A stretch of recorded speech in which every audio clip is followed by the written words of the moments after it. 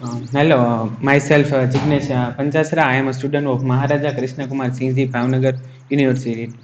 Today I am going to make a presentation on impressionistic approach to the live burial by Wole Soyinka. So first, let me introduce that poet Wole Soyinka is one of the writer and playwright. Akibande Oluwole Babatunde Soyinka, known as the Wole Soyinka, is a Nigerian playwright, novelist, poet, and essayist in the English language. He was awarded the 1986 Nobel Prize in Literature, the first sub-Saharan African to be honored in that category. Soyinka was born into Yoruba family in Abeokuta. So here is Soyinka's live burial. Live burial gives a visceral insight into the harrowing experience of solitary confinement. 16 paces by 23, they hold siege against humanity and truth, employing time to deal through to his sanity. So Soyinka has continued to be a political activist throughout his life, using his platform and his voice to speak out against the injustice in the world.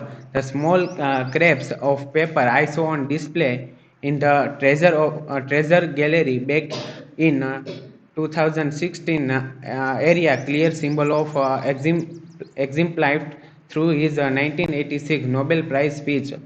This past must address its present, where he used his platform to openly criticize the evils, apartheid, and the structural racism and foster.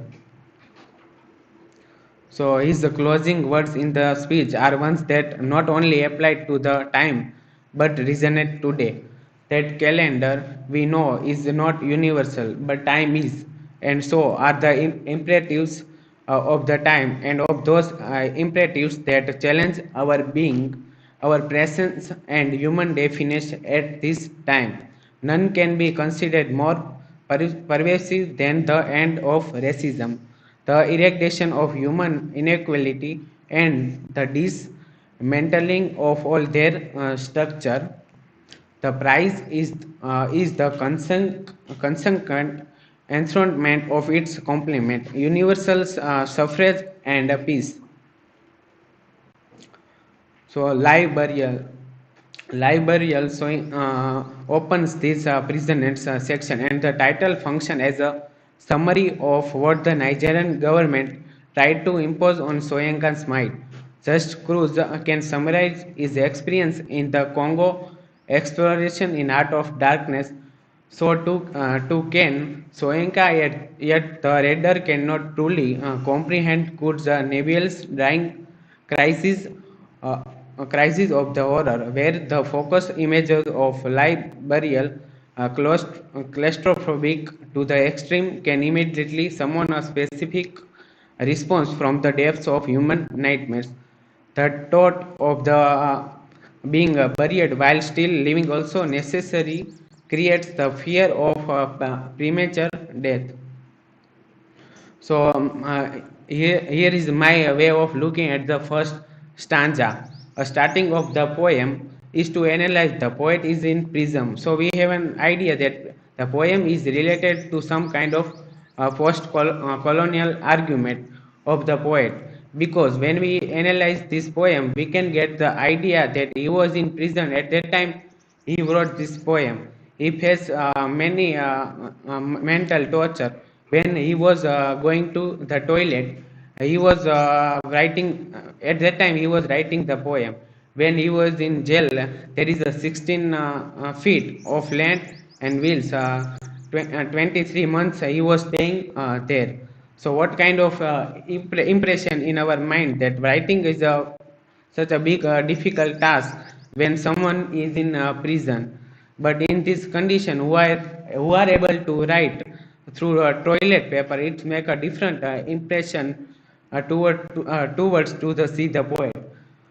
So he has some strength to analyze through the post colonial lens.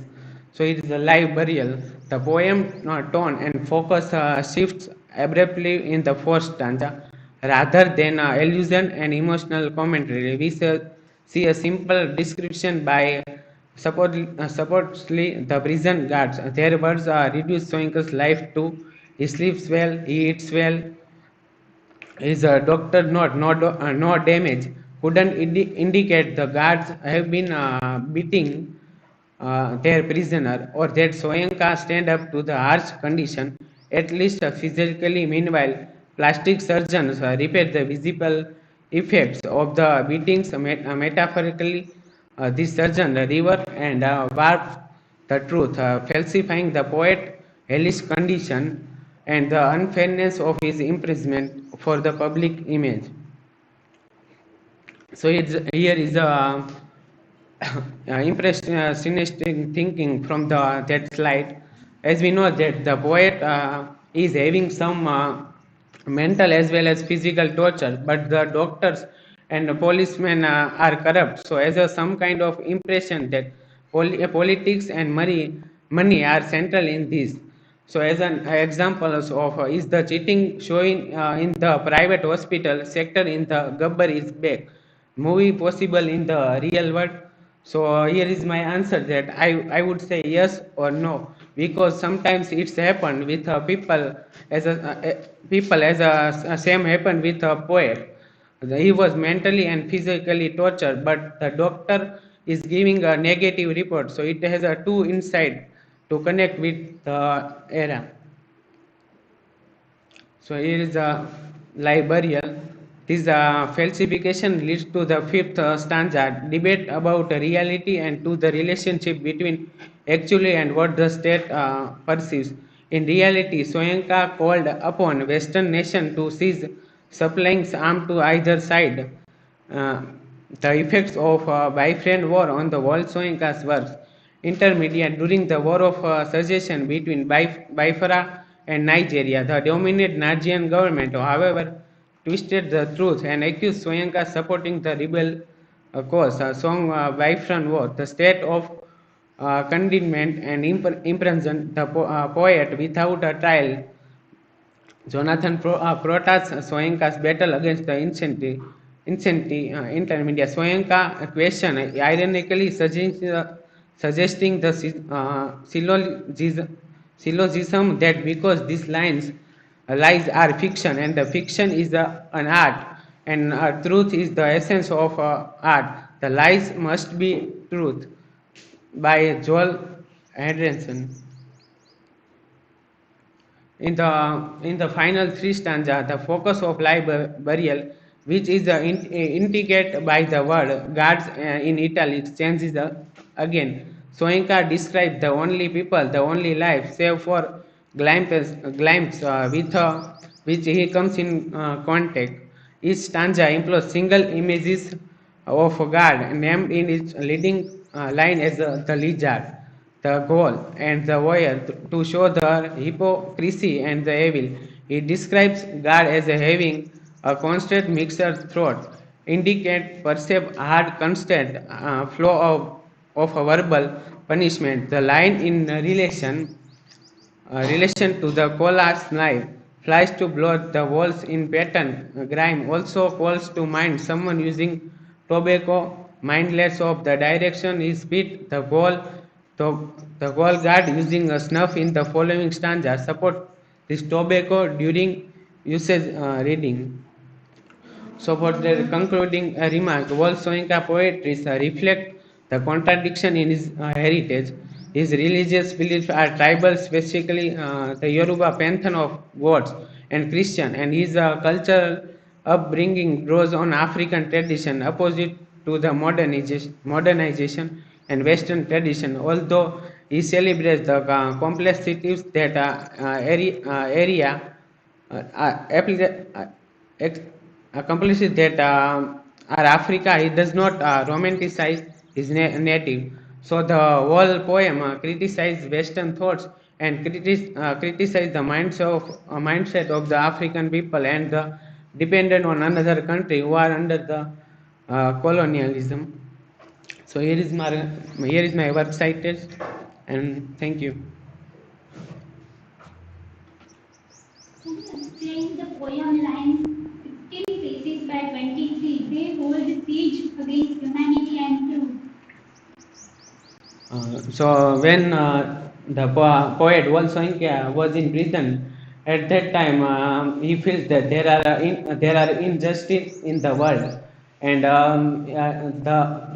after he wrote some words through papers, and he gives an argument of that when he was felt some kind of outrage by the Nigerian government.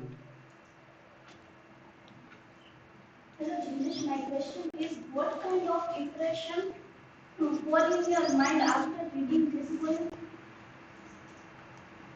Uh, So the poet used one kind of platform, and where he lives, and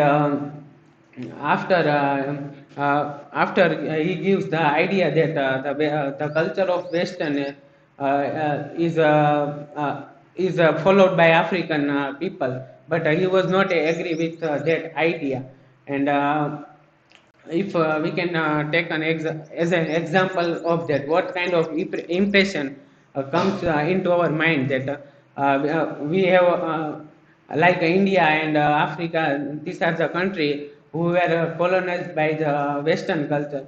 So we have a English language, we are able to speak English language because of we are colonized by Western culture.